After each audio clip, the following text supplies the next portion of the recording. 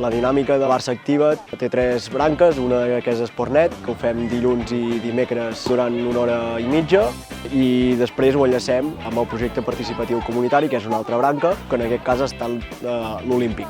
Ha consistit en realitzar una jornada esportiva encarada cap a un escape room.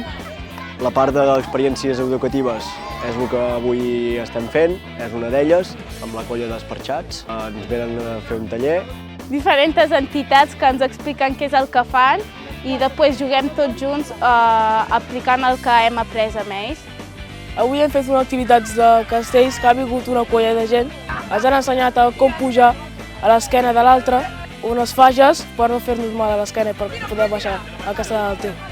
A mi el que m'ha servit venir a Barça Activa't és relacionar-me amb diferents persones, relacionar-nos més, no tenir vergonya de que si està amb un noi o una noia. També he après molts valors que ho apliquem jugant a jocs i diferents esports.